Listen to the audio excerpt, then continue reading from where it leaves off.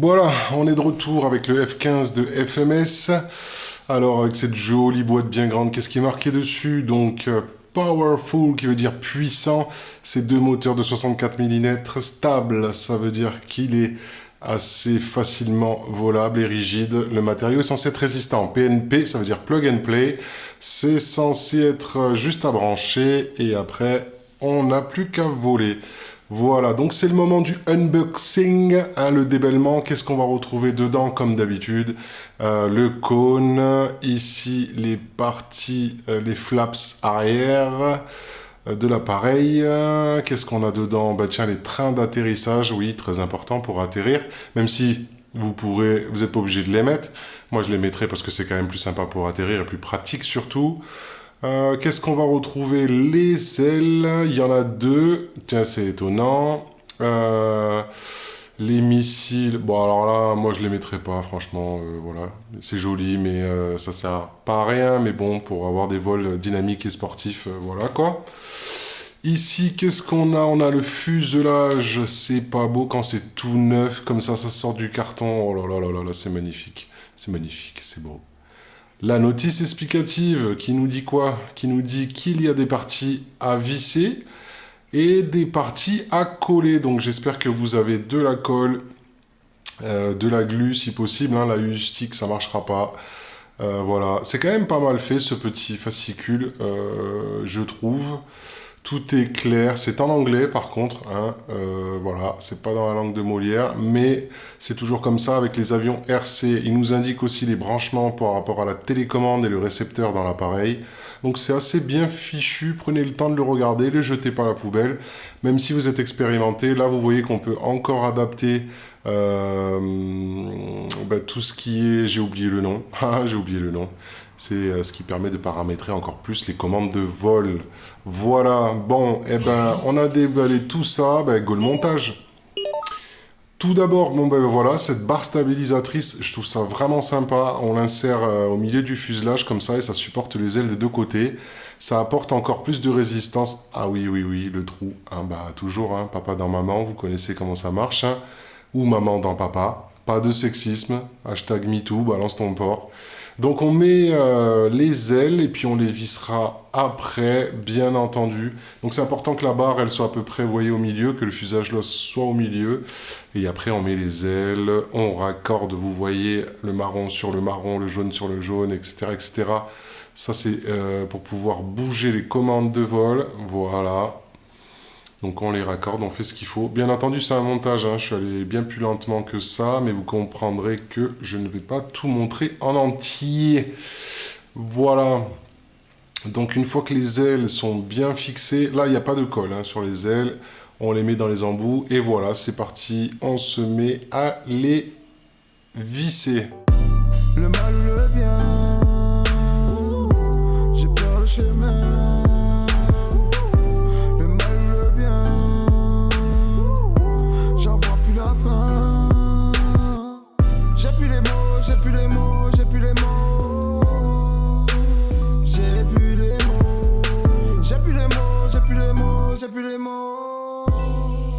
Ok, on a fait les 4 vis comme c'est stipulé dans le mode d'emploi. Maintenant, on va mettre un peu de glu. Voilà, vous avez vu, pour coller les éléments à l'arrière qui vont supporter ce qui va vous permettre de monter, descendre. Voilà. Donc soyez généreux, on en met partout sur la zone, vous voyez, en polystyrène. Et on va appuyer fortement de manière à ce que la colle prenne bien. Voilà. Surtout faites attention, ça prend de la place, hein, ce petit engin là. Donc... voilà, et bien évidemment, on le fait des deux côtés, soyez généreux sur la colle. Et voilà, moi je laisse sécher à chaque fois assez longtemps avant d'enchaîner. Donc là, bien évidemment, j'ai coupé au montage, mais j'ai laissé un certain temps pour pouvoir vous permettre de laisser la colle poser. Là, c'est pareil. Vous avez vu les parties blanches qu'il y a sur l'avion. On vient y insérer donc ces éléments en les collant. Voilà, donc pareil, je rajoute ma colle qui bave partout, comme un cochon. Je rajoute la colle pour que ça prenne bien, et je laisse assez longtemps pour qu'elle prenne bien, justement. Et on enfonce, toujours pareil. Voilà, essayez d'être le plus droit possible, d'accord? Comme ça, au moins, l'avion, dès le départ, il prend pas une forme tordue. Voilà, et on appuie dessus, jusqu'à ce que ça prenne la position. Et après, on est bon, hein. On est bon, on est bon, on est bon. Voilà. Donc vous appuyez dessus, vous laissez bien sécher, vous vérifiez qu'on soit toujours dans le même axe. Regardez, mettez assez de pression dessus. Voilà. C'est pas beau ça. Franchement, c'est un des... Bah non, pour le moment, c'est le plus bel appareil que j'ai, quoi. Ouais, très honnêtement. Voilà. Donc on a installé tout ce qu'il faut pour l'arrière, c'est collé. On rappuie un peu dessus pour bien marquer l'empreinte, pour que la colle elle prenne bien sur toute la zone qui a été collée. Et puis on attaque les trains d'atterrissage. Voilà, tout de suite le train avant. Alors là c'est une galère un peu. Pour dire la vérité, moi j'ai foiré le pas de vis. Donc il a fallu refaire le pas de vis. Voilà, il a fallu changer de vis parce que je l'avais coincé à l'intérieur, elle était cassée. C'est assez le bordel le train avant. Je vous la... Soyez vraiment, agissez avec précaution, d'accord. Le train avant c'est assez sensible. Bon, moi j'ai galéré avant de réussir à le mettre. Là sur la vidéo on a l'impression qu'il est posé, mais en vrai non. C'est ce qui a généré du délai avant que je puisse essayer l'avion d'ailleurs. Bon, pour celle du milieu, très facile, hein, voilà, on met la plaque, on enfonce, on revisse par-dessus, et ça bouge pas. Qu'est-ce qu'il fait là, lui? Vous voyez, c'est pas encore fini le train avant, mais voilà. L'électronique. Alors là, on débute, pas une galère, mais voilà, c'est assez complexe.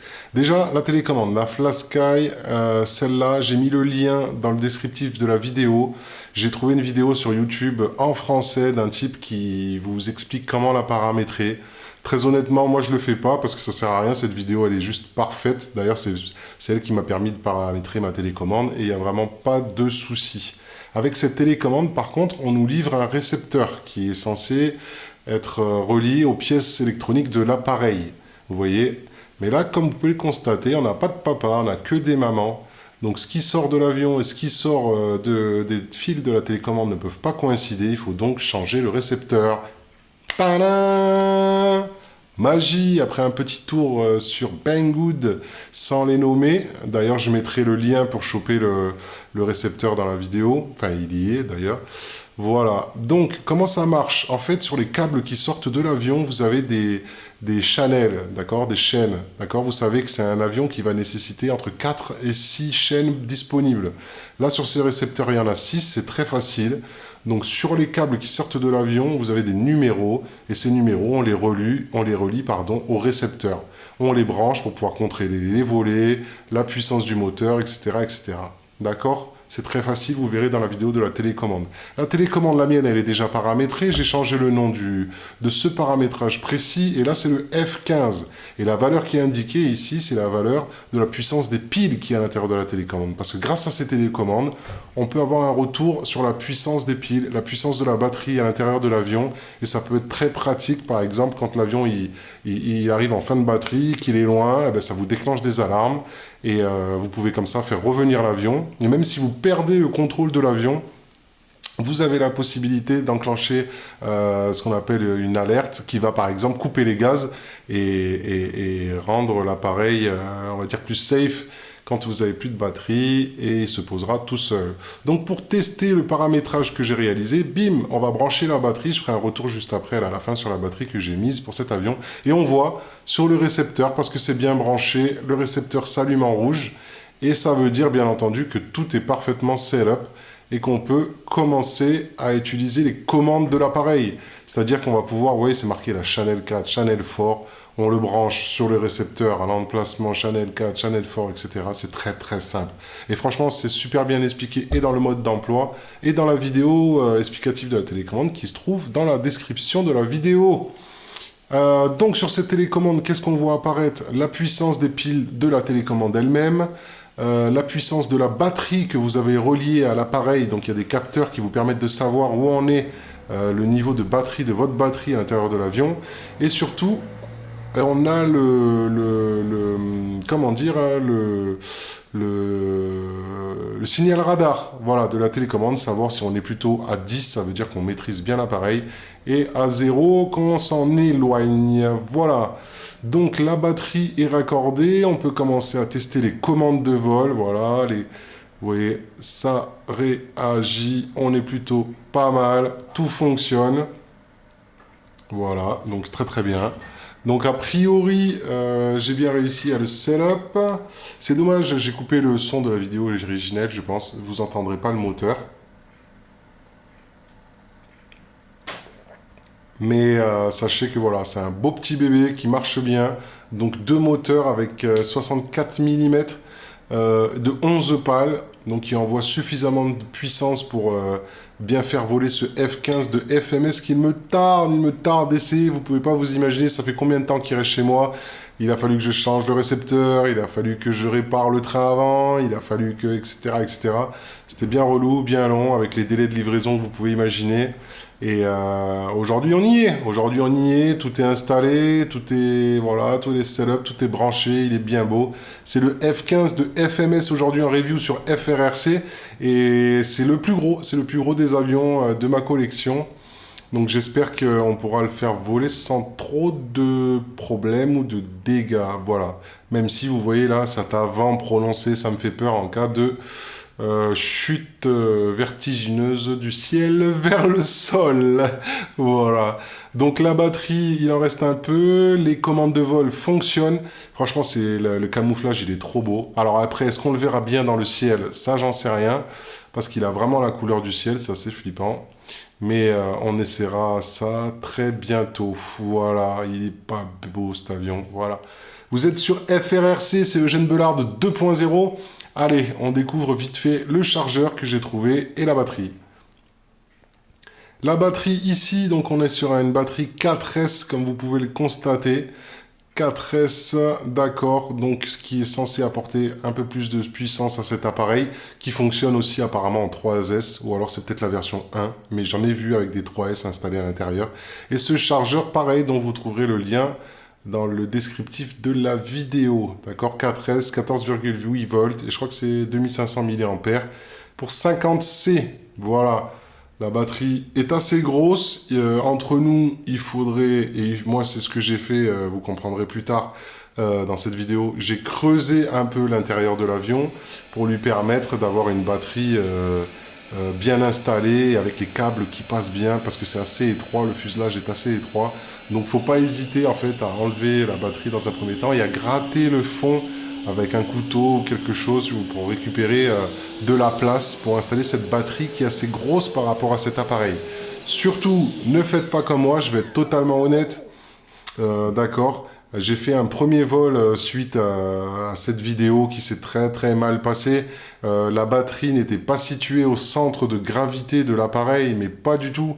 Ce qui fait que n'ayant pas pu réussir à le faire décoller, d'ailleurs, il vous faut une grande distance pour le faire décoller et il vous faut bien avoir centré la roue avant, sinon il va à gauche, à droite, il se retourne, enfin bref, c'était une grosse galère de le faire décoller, je l'ai lancé du coup, et malheureusement avec le poids de la batterie, l'avion n'a pas pris son envol mais est retourné sur le sol et il s'est explosé au sol. Donc voilà, donc triste nouvelle, j'ai même pas de vidéo de l'avion qui vole en fait, beau gosse. Il a déjà fallu faire des réparations que vous découvrez maintenant. Non, je les mettrai après, tiens, je les mettrai après, voilà. Peut-être que je couperai ce passage au montage, voilà. Donc c'est parti, on se donne rendez-vous au troc à Rodez ou on se donne rendez-vous ici sur la piste de Montrosier dans l'Aveyron pour faire décoller ce F15 de FMS. Allez, c'est parti, let's go.